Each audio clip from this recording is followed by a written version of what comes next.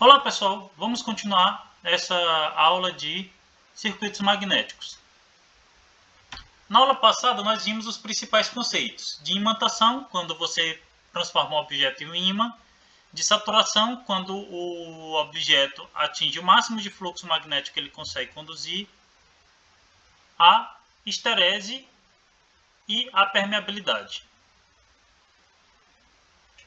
Aqui nós temos, mais uma vez, a curva de esterese. Perceba que materiais que têm uma alta esterese, eles tendem a reter uma maior quantidade de campo magnético, uma vez que o campo indutor é retirado.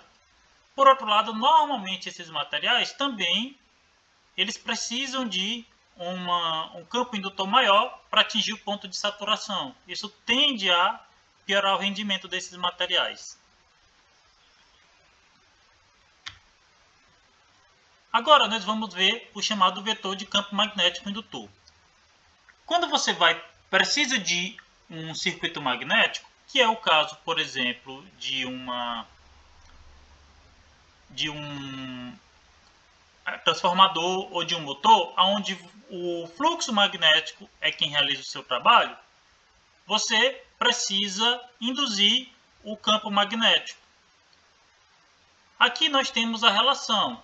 O campo magnético em uma bobina, a densidade de fluxo magnético, densidade de campo magnético, é dado por essa fórmula que nós já vimos no campo produzido por uma bobina.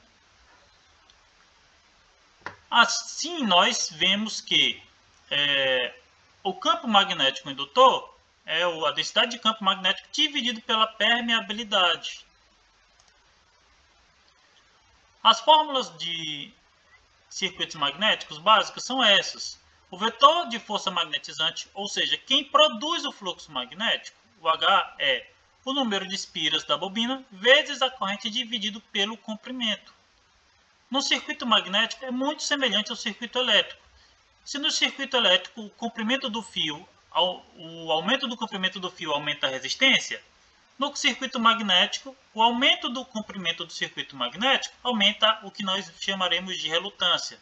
Isso tende a reduzir a força magnetizante. E no circuito magnético, nós utilizamos a força magnetomotriz. Quem produz a corrente elétrica no circuito elétrico é a força eletromotriz. Aqui, quem produz o fluxo magnético é a força magnetomotriz. E a unidade é ampere-espira, que é a corrente vezes o número de espiras da nossa fórmula. Outra forma de calcular a força magnetomotriz é a força magnetizante vezes o caminho médio do circuito magnético. Aqui nós temos um exemplo de circuito magnético.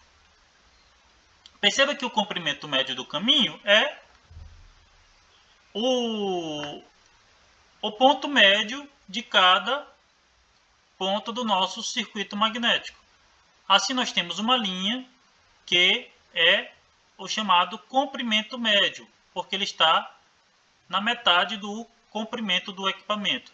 Veja que eu tenho o comprimento maior e o comprimento menor. O comprimento médio é exatamente a metade dos dois. O meio do caminho entre os dois.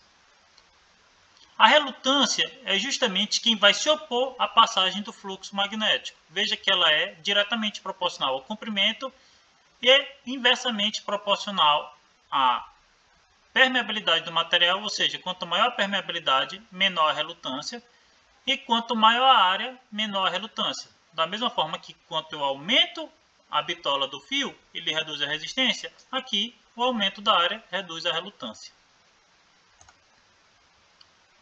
Então, nossas fórmulas que nós temos aqui, para continuar, relutância é HL dividido por BA.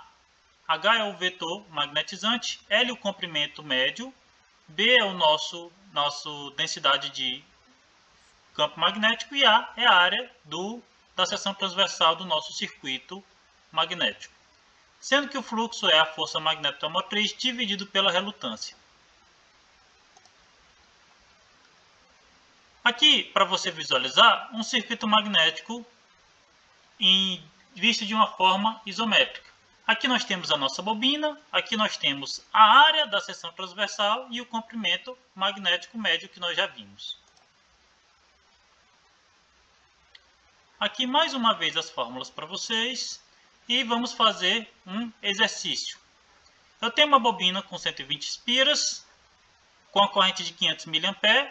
Eu tenho o comprimento médio do circuito magnético de 15 centímetros, utilizando a unidade do SI 0,15 metros. Eu quero o campo magnético indutor. Nós vamos substituir na fórmula, número de espiras 120, corrente 0,5 e comprimento 0,15, o que nos dá 400 ampere espira vezes metro. A força magnetomotriz é o H vezes o L, que nos deu 60 amperes espiras. Agora vamos calcular o fluxo gerado pela corrente elétrica no circuito abaixo. Considere que a permeabilidade magnética desse material é 4.000 vezes a do vácuo. Primeiro nós vamos calcular a relutância, que é 0,8. Lembre-se que 0,8 é o comprimento médio do circuito magnético. 4.000 vezes μ0 é a nossa permeabilidade. E 0,1 vezes 0,15 é a área da seção transversal. Veja que eu dei a área da seção transversal em centímetro. Você tem que transformar para metro para calcular. Isso nos dá uma relutância de 10.610 ampere-espira por Weber. O fluxo magnético vai ser Ni dividido por R, que a gente acabou de calcular. 200 espira vezes a corrente, dividido pela relutância, nós teremos um fluxo magnético de 0,188 Weber. Circuitos magnéticos podem ser trabalhados iguais a circuitos elétricos. Se eu tiver mais de um caminho, eu posso fazer paralelo de relutâncias. Por exemplo, neste caso aqui, eu tenho uma situação mais complexa. A gente vai calcular o fluxo total para esse circuito. Eu dei as duas permeabilidades, 4.000 e 2.000, e dei os comprimentos. Perceba que eu dei o comprimento de cada trecho desses aqui. Então, nós vamos ter que calcular tudo isso. Aqui eu dei a área da seção transversal já em metro quadrado. Se eu der em centímetro quadrado, você tem que converter. E dei a corrente e o número de espiras. Cada trecho de 80 centímetros da área 1, eu tenho uma relutância de 0,8, permeabilidade vezes a área, o que nos deu 3.979 ampere-espira por Weber de relutância. Na área 2, que tem uma permeabilidade menor, nós temos uma relutância que é o dobro. Quando nós vamos fazer nosso circuito, vamos pensar como se fosse um circuito elétrico. Perceba que a área 1 eu tenho 1, 2, 3, 4 seções e na área 2, 1, 2, 3. Eu vou voltar para que vocês vejam. 1, 2, 3, 4. E aqui 1, 2, 3. Tratando como um circuito elétrico, é como se nós tivéssemos isso aqui. Espero que a essa altura todo mundo saiba fazer séries e paralelo de resistores. Nós vamos fazer a série desses três e tirar o paralelo com este aqui. Então, nós temos 3 vezes 7.957, paralelo com 3.979, que nos deu 3.411, a resistência equivalente disso aqui. Ok?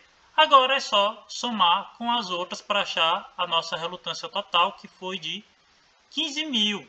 Eu peguei a relutância equivalente, somei com as três que eu já tinha. Já que os resistores estão em série, eu somo. O mesmo vale para relutâncias. Assim, nós temos a relutância total de 15.350 ampere-espira por Weber. Já há muito tempo, os seres humanos acham ímãs da natureza.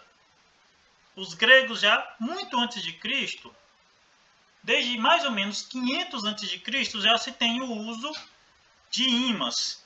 E desde mais ou menos o século XII, tem-se notícia do uso do ímã como bússola.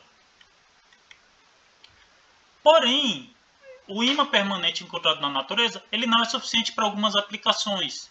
Então passou-se a desenvolver alguns tipos de ímãs artificiais. A primeira liga de alto rendimento foi a alnico, alumínio, níquel e cobalto. Posteriormente, encontramos alguns materiais cerâmicos e materiais com terras raras, que são os lantanídeos, que nós utilizamos para fazer ímãs permanentes. Para construir o ímã, normalmente você pega o material, você moe, faz uma película fina, e aí você aquece, mistura e aquece sob pressão para assumir a forma desejada. Essa etapa é feita na ausência de oxigênio para reduzir o nível de impurezas. Aí eu faço o resfriamento controlado com a redução da pressão para tirar os pontos alguns pontos de tensão no material. E por fim eu coloco sob um campo magnético intenso para que ele atinja a característica final que eu desejo. Com isso, pessoal, nós finalizamos essa aula de hoje. Obrigado a todos.